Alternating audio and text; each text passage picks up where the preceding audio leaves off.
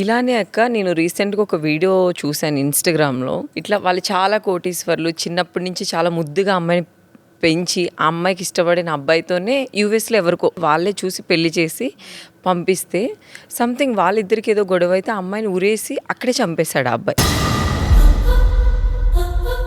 ఒక తల్లిదండ్రులు నా కూతురు అక్కడ వెళ్ళి బాగుపడుతుంది, నా కూతురు ఒక ఫ్యామిలీతో ఉంటుంది అనుకున్న తర్వాత అక్కడ శవంగా చూసినప్పుడు వీళ్ళు పడే బాధ మామూలుగా ఉండదు. అవి చూసినప్పుడు మీకు ఏమనిపిస్తూ ఉంటుంది అక్క? మనిషి మృగాలే ఉంటాయి, మృగాలే మనుషుల రూపంలో వస్తున్నారేమో. నచ్చకపోతే వదిలేయి. దానికోసం నువ్వు అసలు చంపే అంత కసిని అసలు అంత శత్రుత్వం ఏముంది కదా, చంపేస్తా తర్వాత నీ జీవితం ఏంటి? అలాంటి వాళ్ళకి ఒక మాట చెప్పాలంటే నువ్వేం చెప్తావు అక్క? నేనేం చెప్తాను తెలుసా, నా కొడుకు కూడా నా కూతుర్ని ముట్టుకోవాలన్నా 10 అడుగుల దూరంలో నుంచి 10 feet డిస్టెన్స్ ఉండాలి చెల్లికి అన్నకి. నీకు వచ్చేస్తుంది ఆవేశం, కొట్టేద్దామని ఆవేశం వచ్చినా కూడా నువ్వు 10 అడుగుల దూరంలో ఉండి మాట్లాడాలి. అంటే మన చిన్నప్పటి నుంచి ఆడపిల్ల ఇలాగే ఉండాలి, మగాడు ఇలా ఉండాలి, మనిషి ఇలాగే ఉండాలి. ఇప్పుడు నీకు ఆడపిల్లకి రెస్పెక్ట్ ఇవ్వడం రాలేదు అంటే, ఆడపిల్ల అనేది నీకు ఒక వాల్యూ తెలియనప్పుడు నువ్వు మనిషి ఎలా అవుతావు? ఆడపిల్ల అంటే ఏదో ఎందుకు పనికిరానిది కాదు, నువ్వు కొలవడానికి, నువ్వు పూజించడానికి. మాకు వస్తే మా మమ్మీ చూస్తే మేము మూసుకుని కూర్చునేవాళ్ళం, ఎంత ఆవేశం వచ్చినా కోపం వచ్చినా. సో మా కొడుక్కి నేను అదే చెప్పి పెంచుతున్నా. సో పెంచాల్సింది ఇంటి నుంచే. ఇప్పుడు ఆడపిల్ల నువ్వు ఎంత, ఒకవేళ ఆడపిల్ల అలా ఉన్నా నిన్ను చూసుకోవాల్సిన బాధ్యత మగాడిదే. భరించేవాడే భర్తను ఊరికే డైలాగ్స్ కోసం నిజంగా యూ హ్యావ్ టు. మగపిల్లల్ని ఇంటి నుంచే మనమే జాగ్రత్తగా పెంచాలి. ఇందులో ఆప్షన్స్ లేవు. వారసుడు నాకు ఏదో అంటే తలగొరివి పెడతాడు, నన్ను కాపాడితే ఎవ్వరు కాపాడరు, ఎవరేం చేయరు. ఎప్పుడో తల మనం చచ్చాక ఏదో జరుగుతుంది అనేది కాదు, మనం బతికుండగా మనం ఎలా ఉంటున్నారు అనేది ఇంపార్టెంట్.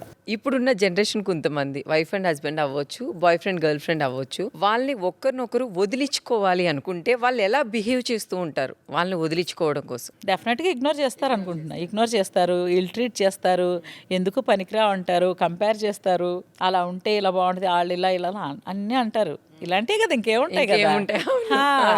లేకపోతే ఇంకేమైనా కట్నాలు అలా ఉంటాయేమో, ఇంకా డబ్బు అక్కడ, లేకపోతే అందం ఏమైనా కొరుకు తింటావా అన్నట్టు. సో పెళ్ళైన తర్వాత ఏమైనా సరే యూ హ్యావ్ టు కాంప్రమైజ్. కాళ్ళు చేతులు కట్టైనా మార్చుకోవడానికే ప్రయత్నం చేయాలి, మాక్సిమం ట్రై చేయాలి. అన్లెస్ అంటిల్ హర్ట్ చేస్తున్నారు కదా, ఇప్పుడు ఇందాక మనం మాట్లాడుకున్నాం, వాళ్ళు ఆవేశంలో కొట్టేయడాలు అలాంటి శాడిస్టులు ఉంటే మాత్రం ముందు ప్రపంచానికి చెప్పాల్సిందే. అక్కడ గుట్టు లేదు. కాపురాన్ని గుట్టు అంటే ఏదైనా చంపేసే మొగుడున్నా కూడా గుట్టుగా చేయమని కాదు కదా, ఆపదొస్తే చెప్పాల్సిందే. అదే గర్ల్ ఫ్రెండ్ బాయ్ ఫ్రెండ్ తప్పకుండా థ్యాంక్ యూ సో మచ్ అని చెప్పి పక్క వెళ్ళిపోవడం బెటర్. అంతే. వాడు పెళ్లికి ముందే గర్ల్ ఫ్రెండ్ గా ఉన్నప్పుడు, బాయ్ ఫ్రెండ్ గా ఉన్నప్పుడే వదిలించుకోవడానికి ట్రై చేస్తే పెళ్ళైన తర్వాత ఎంతసేపు కదా, జస్ట్ లైక్ దట్. అంతే. అంటే ఎట్లా బిహేవ్ చేస్తూ ఉంటారక్క వాళ్ళ థింగ్స్ ఎలా ఉంటాయి? ఏమో నాకు ఇప్పుడు ఎక్స్పీరియన్స్ లేదు. ఎందుకంటే వాళ్ళ ఫ్యామిలీ మొత్తం కలుపుకునే ఫ్యామిలీ. అవును, అస్సలు ఏదైనా సరే కష్టమైనా సరే కలిసే ఉండాలి, నష్టమైనా సరే కలిసే ఉండాలి, సుఖమైనా సరే కలిసే ఉండాలి. సో ఇలా వింటాం కదా చాలా మందిని.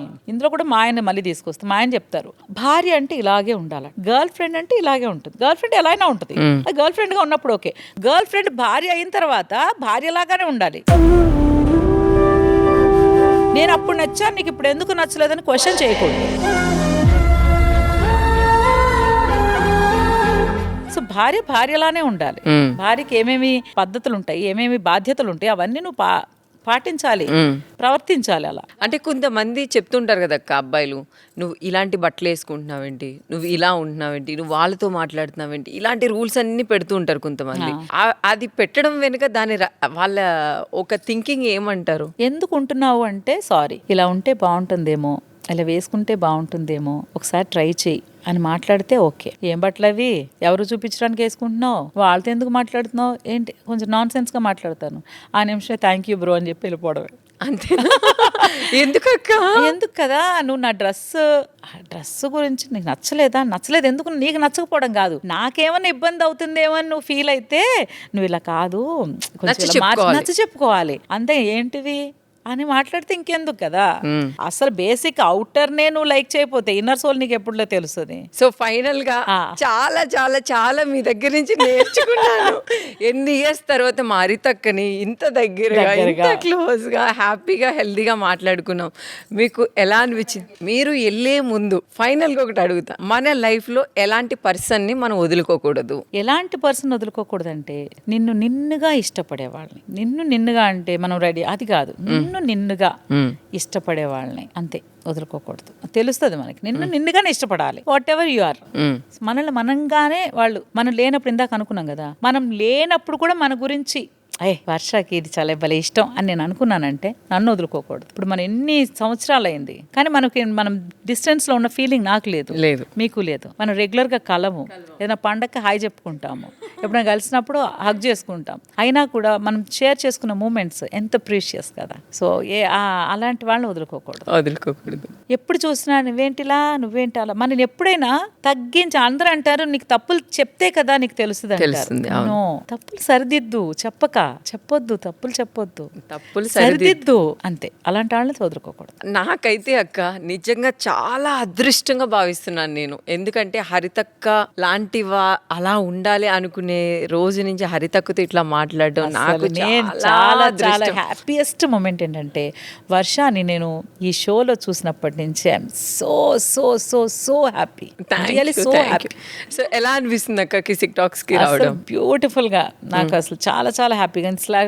ఏదో మనం ఏదో ఇంటర్వ్యూను హ్యాపీగా మన సోల్మేట్తో మన మనసు విప్పి మన మాటలు పంచుకుంటే ఎలా ఉంటుందో అంత హ్యాపీగా ఉంది. Really thank you so much for inviting me. Thank you.